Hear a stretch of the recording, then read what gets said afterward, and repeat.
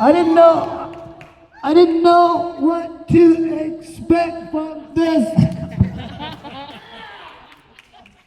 I didn't know what to expect at the Comic-Con Q&A, but you guys are a pretty enthusiastic bunch, so thank you very much. That's fucking awesome.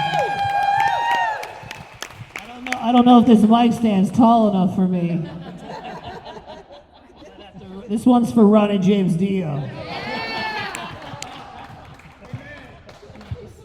Well, welcome out to Knoxville. Thank you. I am very, I have to regain my composure because walking here, I just walked past Wally Cleaver and Beaver Cleaver. I am a fan. We are all fans of somebody. You know, if you could have told me when I was a little boy that in 2019 I would be hanging out with the Bees, I would have said there's no way that's happening. But hey, I just got my picture with Wally. Very cool. Very, very cool. I am a very big fan. Ladies and gentlemen, Carmen Electra! She don't want to miss this. Yeah. This is our Q&A in Knoxville, Tennessee. And you have a Q&A coming up, right? All right. She don't want to miss you. And you know, I have a Q&A for Carmen Electra. Who's wilder, Tommy Lee or Dennis Rodman? And I think we should thank Carmen for saving the world with Dennis Rodman from North Korean nuclear weapons. Thank you. Thank you for saving the planet Earth. If it wasn't for her, dude, we'd be at nuclear war. So she deserves a hand right there.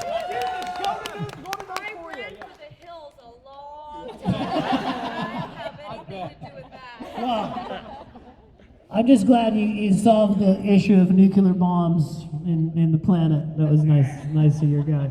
Okay, so does anybody have any Qs? Because if you have a Q, I have an A. Do you understand that? No, you I'm already so thoroughly entertained. Huh? I'm already so thoroughly entertained. Thank you so much for being here. Thank you. Thank you for being so personable. Statement and then a question. You are first and foremost a fan. I am a fan. And you've made that clear in television and in interviews. I mean, in every medium, and that just kicks ass. Because we are too, so it's awesome. I gotta tell you, my dad was an artist. He's a painter. And he used to come home for dinner every night, and his arms would be covered in paint.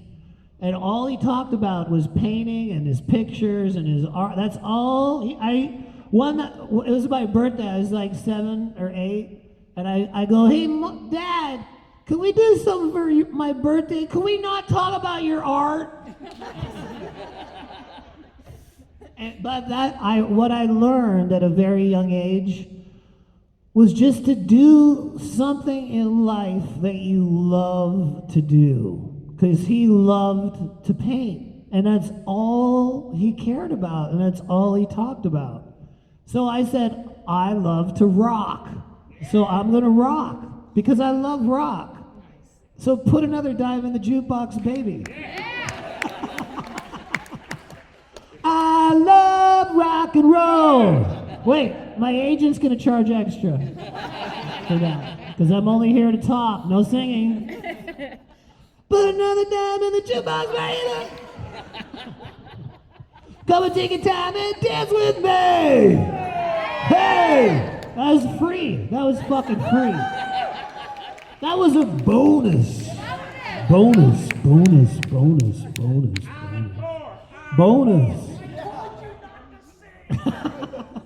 All right. Surreal. Okay. The history behind singing in beer commercials, Schooner Beer?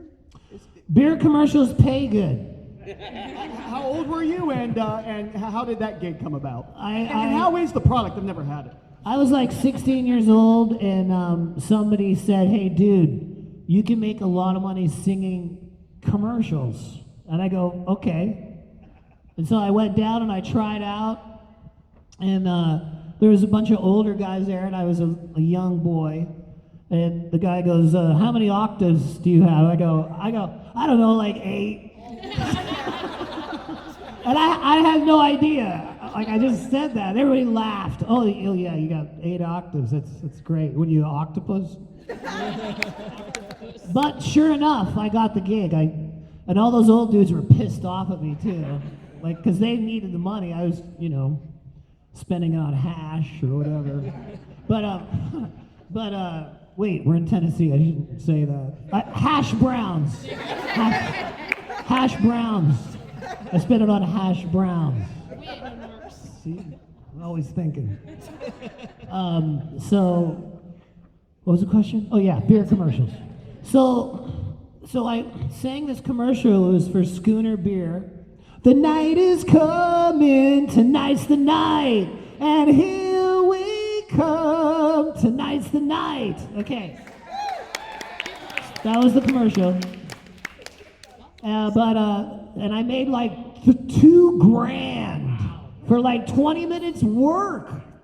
And that was like $1 billion in 1987. And so I go, and then Skid Row asked me to join them. I go, "I'm not joining your band. I'm singing beer commercials. You don't have $2,000. I do." And so they flew me. They go, "We will pay for your plane ticket to come to New Jersey." And I go, "Okay, if you're going to pay for the ticket, might as well go. It's a free plane ticket." So I went down there, and then about 4 years later, I was looking at my accounting, and they charged me back for the plane ticket.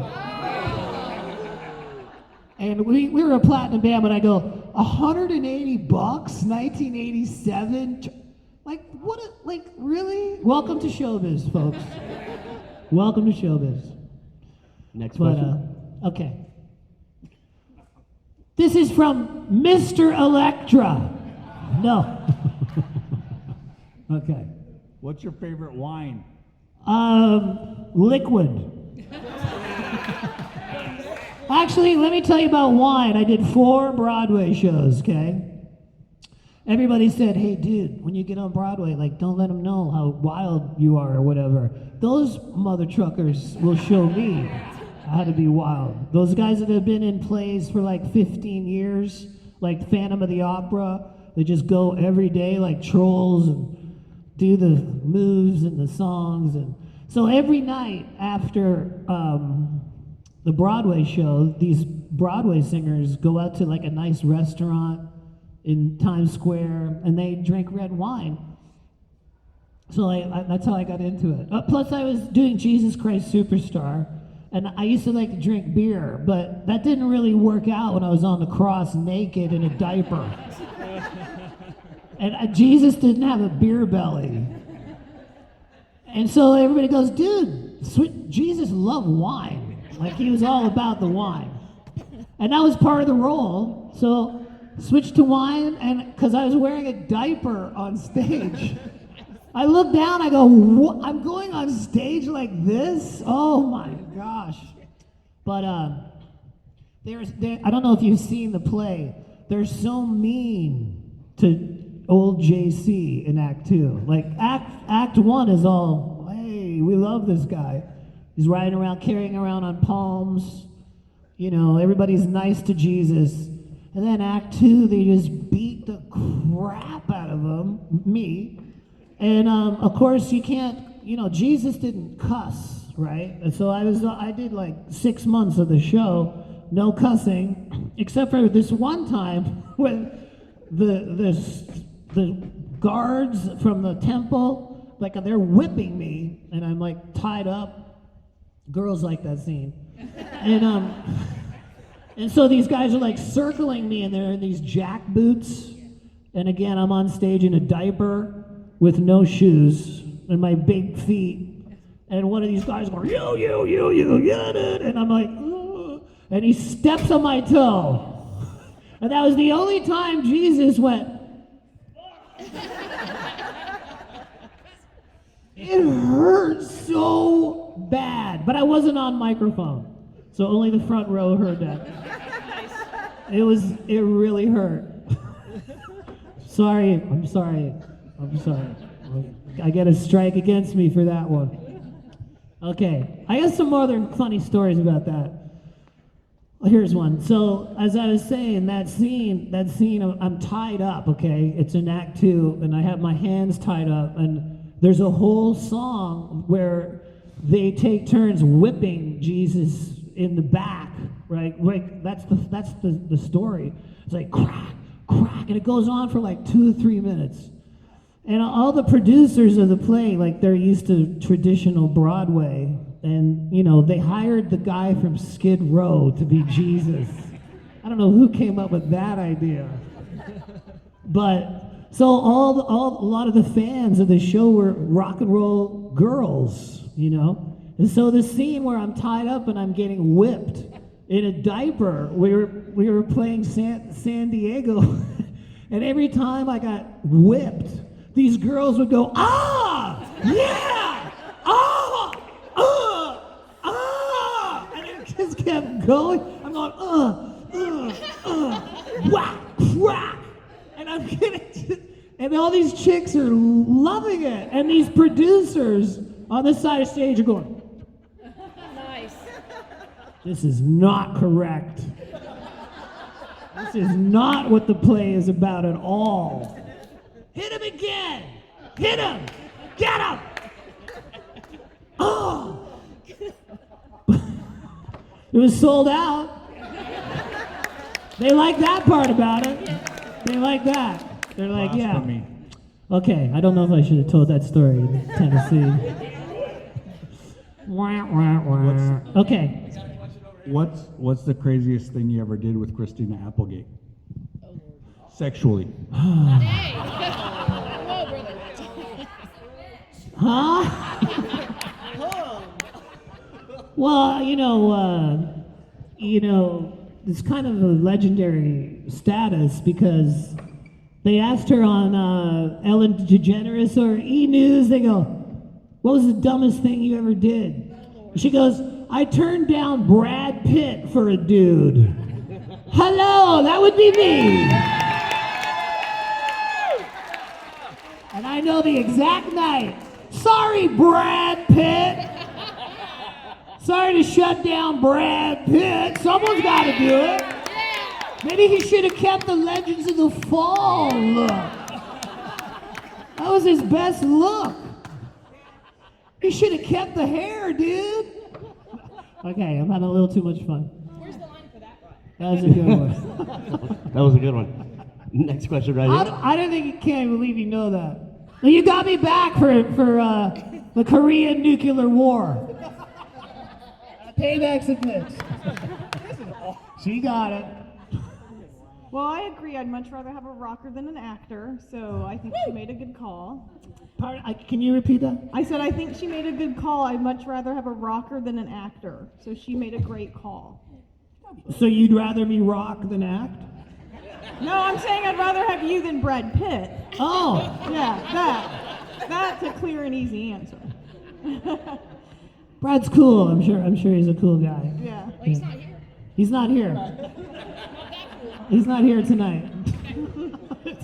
This is a fun Q&A. I'm having fun. So I was wondering, what was your experience like working with and on the Trailer Park Boys? Completely different than Jesus Christ Superstar. A different role. You guys like model trains? You like Trailer Park Boys? You like that? Those guys are very funny. When I first saw that show, I was in Canada where my family lives, and I was just turning channels, and I saw that show, and I thought it was real for like 3 or 4 minutes, and I go, these guys are fucked. Like, what is wrong with these guys? Like, everybody, come here, look at these guys. There's no hope for them.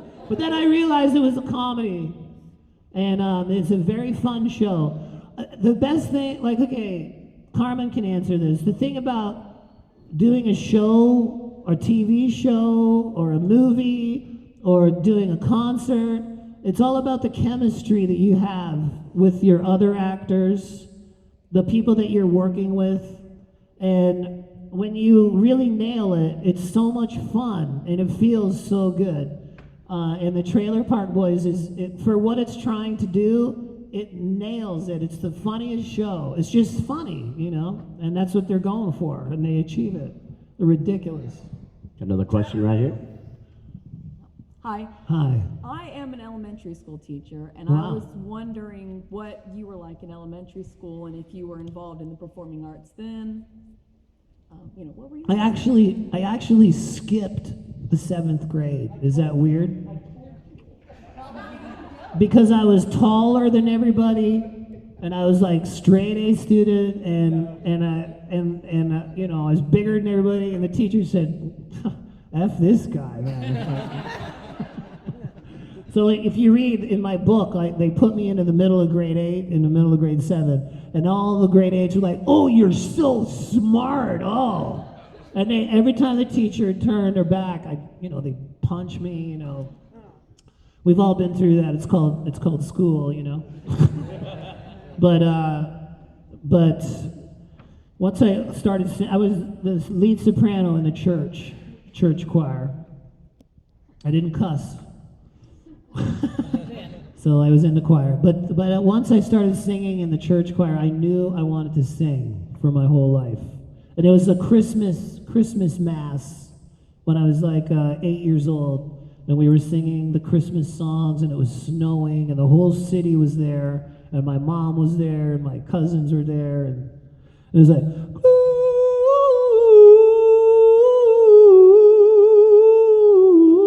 Gloria in excelsis Deo. That was the exact notes. I was 8, and I'm not 8 anymore. Man, I just did that pretty good. That was amazing. That was amazing. And people want me to do a Christmas record. And they're like, "You want to do Jingle Bells?" No. "Oh, you want to do Frosty the Snowman?" As much as I love Frosty the Snowman, it's not my Christmas record is going to be traditional, like from the choir, classical, super high. I'm going to sing the same high notes that I did when I was 8, when I'm in my 50s. Yeah. That's what I'm going to do. Ben, set that up. Thank you. It's Ben. Make it happen. Got a question back here? Hello. Hello. I really, really liked your cover of Jeff Buckley's Eternal Life. Oh, wow. Yeah, that was really awesome. Wow. Question for you. Who have been some of your biggest influences, either as musicians or actors? Well, it always Shouldn't have a changes. million. It always changes. Like when I was a kid, who was my hero is different kind of maybe now. The guys that I really respect now are the guys that do it for real and they don't stop. Like Willie Nelson is 86 years old. 86. Can you imagine, like, doing a tour at the age of, like, that's someone Neil Young, okay? He's actually Neil Old. He doesn't care. He doesn't care. He's got a new record coming out. He's got a new tour coming out. ZZ Top, Billy Gibbons, Ozzy, all these guys that are still rocking because Alice Cooper. Alice Cooper looks younger now than he did in 71. How does that work?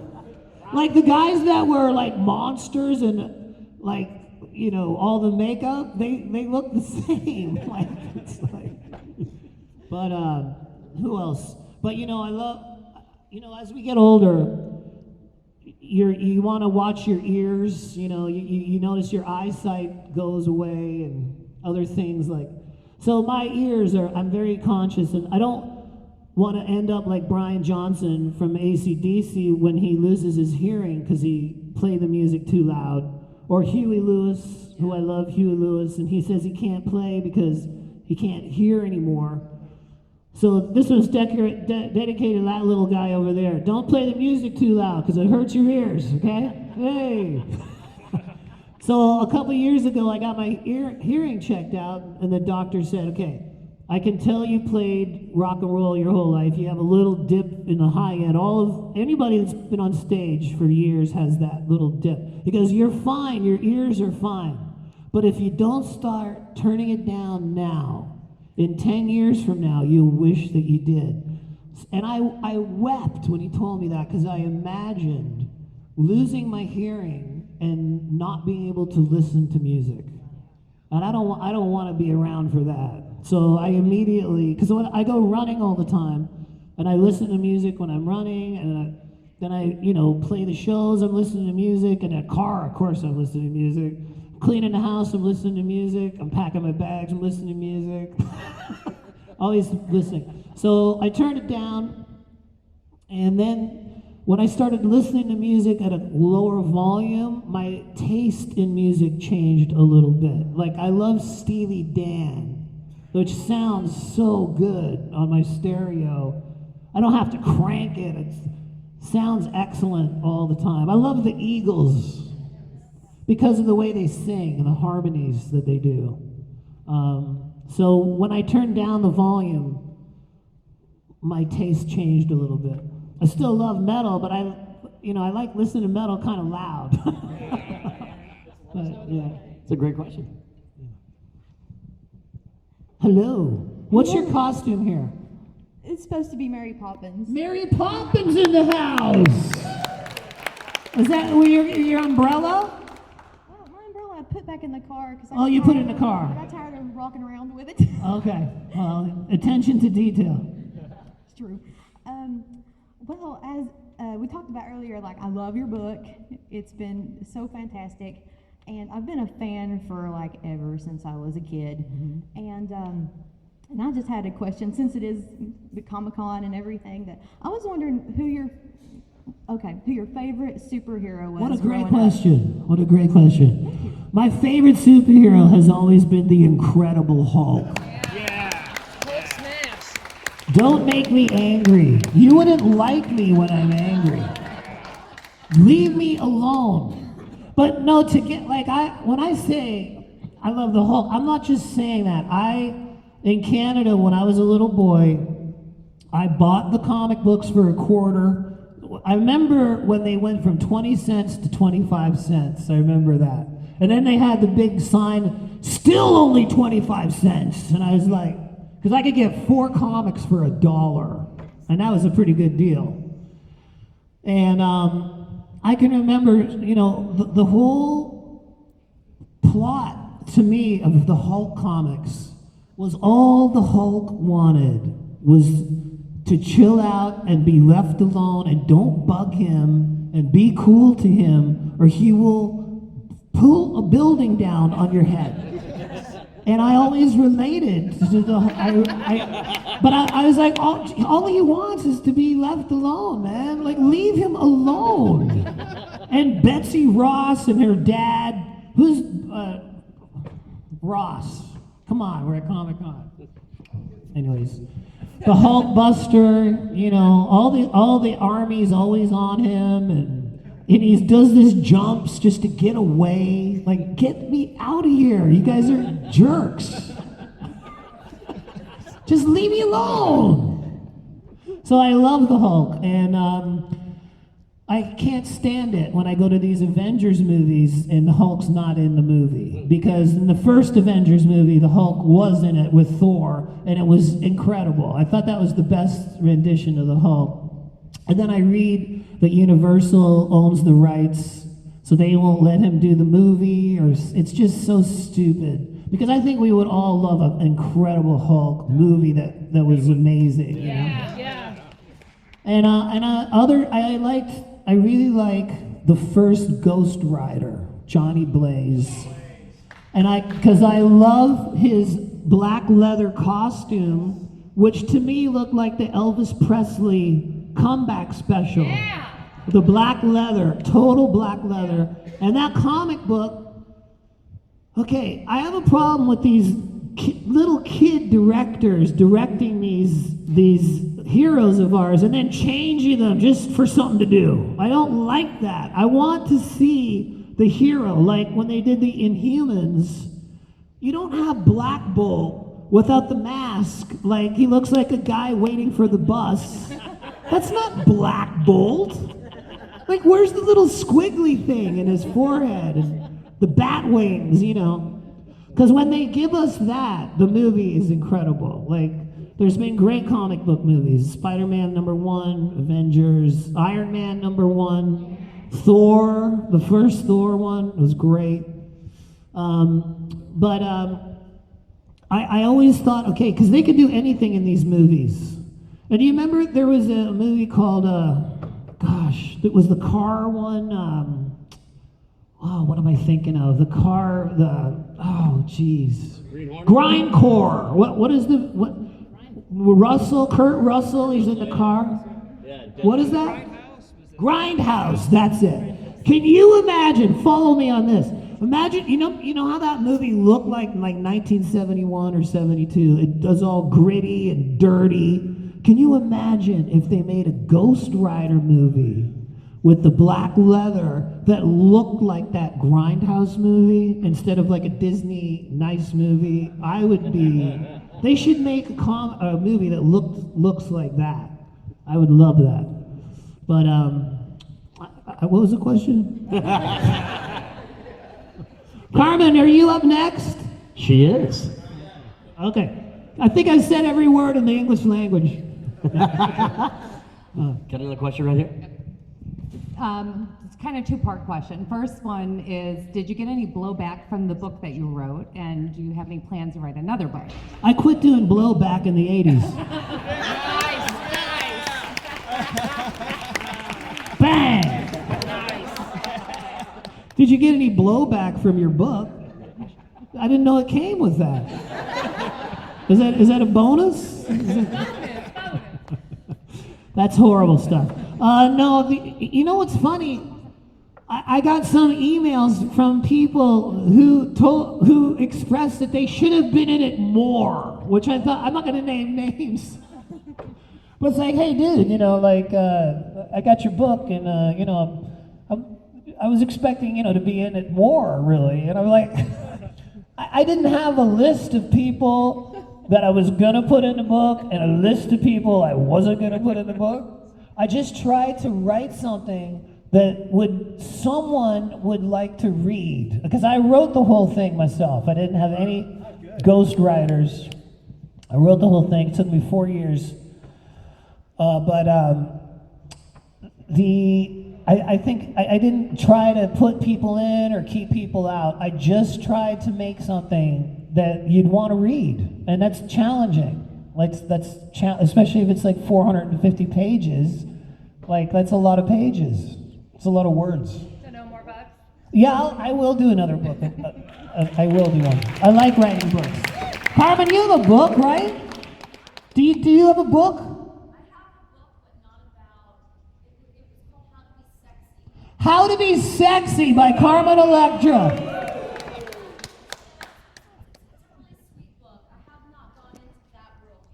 Cool. But I will. Yeah. Writing books is fun.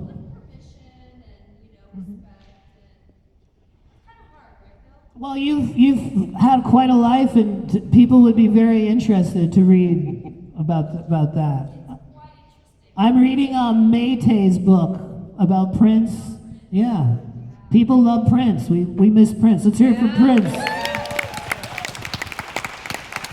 Discovered Carlo when she was 18. He knows how to pick them. So, I love books because books are old school. We are surrounded by these phones that take up all of our attention and our time. They keep us up at night. The light is too bright, and you can't turn your brain off. And when I'm on the road or whatever, and things are crazy, I like to, at the end of the day, read a book. I know that's nuts, but it's a different thing than looking at your phone. It's a different thing, So. Got another question down front? First of all, you still sound amazing, and your voice is just And my question is kind of along that line. I was in a band for like 2 minutes. It was an ill-fated band, but our lead singer was in his 50s, and he did not take care of his hearing, did not take care of his voice, and had lost a lot of his range. So I'm just curious, what do you do to take care of your voice so that you still sound amazing? And has that changed over the years? No, it's a scale. It's called bel canto. It's an Italian vocal scale that I learned when I was like 19, because John Bon Jovi, when I joined Skid Row, he said, "You're going to this vocal teacher in Manhattan." It's the same guy that teaches Lady Gaga and Christina Aguilera and Tony Bennett, and it's the same scale. And it's just like going to the gym, you know, like if you sing properly all the time, your voice becomes strong. And if you scream too much, then you'll lose your voice. But it's a fine line, because you want to give it everything you got, but sometimes if you give it too much, you blow it out, you know. And, you know, one of the masters of what I'm talking about is Axl Rose. He knows how to push it so hard, but not so hard that he blows it out. And he's not just the singer of Guns N' Roses, he's the singer of AC/DC, which is pretty amazing. Like, he's in the 2 biggest bands in the world. Who does that? Axl. So he really knows how to scream, but not blow it out. It's a trick. It's a stunt. It's what you pay to come see.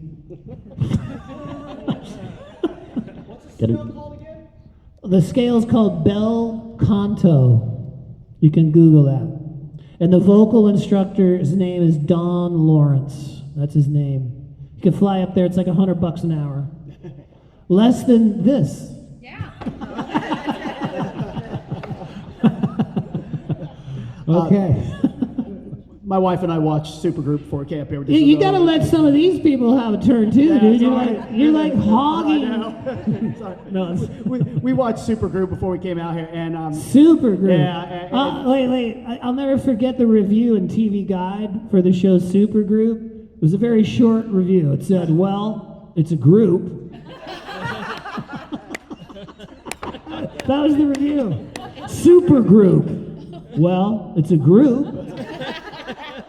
It's like shark sandwich.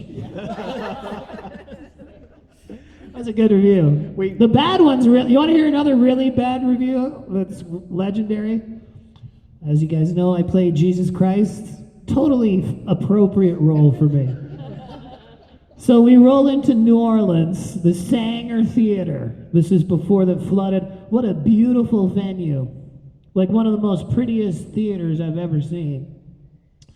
We did Jesus Christ Superstar. The review in the newspaper in New Orleans, here's the first sentence. "Just the simple fact that Sebastian Bach has been chosen to play Jesus Christ is one of the first true signs of the oncoming apocalypse." That was the first sentence. I go, okay, I'm framing this one. That is a pretty heavy. Okay, here's another rotten review I got. This is funny. Okay, I did date Christina Applegate. You know, when she got tired of Brad, she knew where to go. You know, where do you go from there? Where do you go from there? This is where you go. Brad 2.0. So in the National Enquirer, are you ready for this one? My tour bus driver goes, "Dude, did you know you're in the Enquirer?" I go, "Holy," because that's like not a lot of rockers are in there. So there's this big article and a picture, and the headline said, "Kelly Bundy falls for wild and crazy rocker." And then it had a picture of me, and it said, here's the caption. It said, "Sebastian Bach, even in rock and roll circles, is considered crude and disgusting." Even in rock and roll circles, crude and disgusting. And I'm going like this. Yeah! What a great caption. I mean, okay. I have other bad reviews, but we'll stop there. Okay. Thank you very much. Democracy. Another one from you. Okay. Oh, I have trying to get the question out. Democracy. Any of the songs, the one original, but are there any produced, finished, mixed, and mastered? Not really. That session exists on my laptop, but nobody, Ted Nugent didn't want to make that a real thing. He's got way too many animals to kill. That's his on the top of his list. There's squirrels, rabbits, birds. Get them all. That's important. Can't go buy one at the store. You gotta kill your own. I'm not against that, but I remembered when he focused on the music more than that. That was the Ted I listened to. Gotta go kill a squirrel with Grandpa. And then post a picture with a little kid, and he's like this. Hey, the kid's like this. I don't want to kill a bunny. Like, God, chill out on the murdering, dude. Ease up on the murders. Okay, I'm gonna get in trouble for everything I just said. Next question. I made it over to I'm this used side. to it. Hey, Sebastian. Hello. You're my hero, man. You really are. Looking forward to seeing you next month in Nashville doing 18 in Life. The what? I'm looking forward to seeing you in Nashville doing 18 in Life. I can't understand. Sorry, man. It's my Tennessean. He said he's looking forward to seeing you next month in Nashville. Oh, you're coming to see me in Nashville. Hey! Doing 18 in Life. Okay. So if you had one defining performance that you could, the biggest defining performance you had in your life, what would it be? My wedding night. Oh! That was my finest performance. Hey. Oh. No, okay. I would have to say Jekyll and Hyde on Broadway. That's what I would say. Although I'm going to top that in Nashville at the Cannery Ballroom, August 30th. You better be there. I plan on topping all the other performances. Leave them all in the dust. Onward and upward. As always. Down front. Hey, Why don't I have that Kiss shirt? it can be yours. Have a question. I have a good friend of mine, Charlie Bonnet III. He has a band, but he interviewed you, I believe he said about 20 years ago. And I hope I got this right, but he asked you a question about an article from a Canadian magazine that referred to you leaving Madam X as America's answer to Vince Neil, and it made a reference to a band by the name of Fanboy. Is there any Oh story no, there? God, you are a Mr. Obscure here. I can't find any information on No, it. that He told me about I think it. we were thinking of calling a band that, but then we didn't call the band that. We ended up calling it VO5 because we were 5 guys with the biggest hair in town. And I took a bottle of VO5 shampoo and I steamed off the label and made it our logo. It was a cool name. And I had hair like this. It was VO5. People dug it. They came out. It was funny. Got another question right here? I'm sorry about the ozone layer. Hello. I was just wondering what your craziest memory is while on tour. Maybe the craziest thing. We need a whole new exposition center to get into that. Oh, well, you can read my book if you want to get into some crazy stories. But I don't know, man. There's a song, Guns N' Roses. Oh, we get up around 7, get on stage around 9, get on the bus about 11, sipping a drink and feeling fine. That's rock and roll right there. Let's analyze this. We get up around 7. Okay, right there. We get up at around 7, not a.m. p.m. We get on stage around 9. So we rock. We haven't had breakfast yet. Get on the bus about 11. sipping a drink and feeling fine. I mean, if that's crazy, I must be crazy, because that sounds like a lot of fun. Right? Who doesn't want to do that? You know? Being on the road, you have to be with people that you like. Okay? If you have a jerk on the road crew, he's not going to last. If you have a jerk in the band, he's going to get kicked out. Hello? But, lead singer's disease, you tend to catch that. I have a terminal case. Thank you very much. No cure. The only cure is more cowbell. That's right. But, some guitarists have lead guitarist disease. And, so you kind of have to have a sense of humor to get through all this craziness. But if you read my book, I just want to say it was a different time in the 80s. It was a different time. It was a different time. Don't think that we're doing that like tonight. We might have did it last night, but I'm not doing it tonight. Okay. All right, we've got time for one last question. Wow. Well, technically it's a two-parter, so Trixie. Okay. The first thing is, I'm a huge fan, absolutely. I even have my little tank top, but it's almost pornorific now. Wow, that cool. I'm all, grown up. So the first question is, if there was anyone, alive or dead, that you could do a duet with, who would it be? An album of duets, if you could.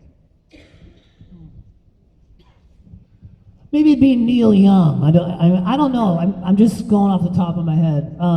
Or Willie, like one of those guys. One of those guys that is older, that's been doing it all their lives. I get really starstruck around 70s musicians. Like I just did a benefit for kids with cancer with Robbie Krieger from The Doors. Yeah. And I love The Doors. And I get so starstruck, like around the guy like from The Doors. I can't believe that I'm making music with guys like that. And Kiss, I would love to be on stage with Kiss with all their costumes and makeup and bombs going off. That would be fun. But I've been fortunate enough to jam with a lot of my heroes, like Steven Tyler from Aerosmith. I got to sing with him. And nobody sings as good as him. He's such a great singer.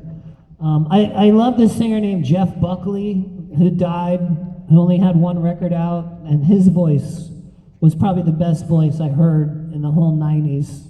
Maybe I'll do a duet with Carmen Electra one day on her record. That'd be cool. But I just like making music that I like myself. And then nobody can take that away from you. Whether it's a success or not, if you like it yourself, then it doesn't really matter, So the second and last part of the question would Whoa, there's another last question. That's why I said I'm Trixie. You gotta watch out. That's there, okay. TJ. And I know you're gonna film this, baby. I'm the one that wrote on Fanboy Expo's page that for a good 2.5-year period of my high school life, your poster hung above my bed, and you were the first thing I kissed every morning and the last thing I kissed every night. And I'm a veteran. I'm a disabled veteran. I'm a Nana 4 times over. But I wanted to ask, all those times that I was kissing your picture, were you kissing mine too? First of all, I want to say I'm glad to be of some assistance. Whatever you were doing in your bed, to have a poster on the ceiling, that's a serious commitment. And I'll answer your question by telling you a story about my wife, who also had my posters all over her wall, but she told me that she had her favorite poster of me over her light switch, and the switch was right on the zipper. And she goes, every day I would turn on the light and turn off the light and turn on the light and turn off the light. And I thought that was pretty funny. And then she goes, and so did my mom. And with that, there's the Q&A. Ladies and gentlemen, Sebastian Bach.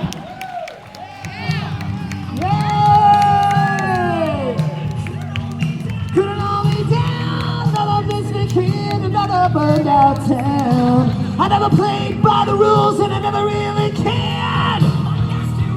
invitation sent me to Knoxville Coliseum. It's not only me, yeah! Sebastian Bach, ladies and gentlemen!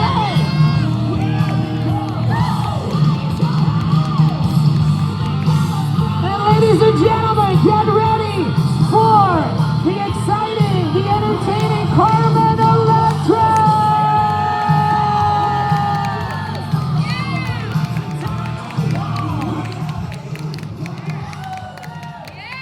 Oh my God, how do I follow Sebastian?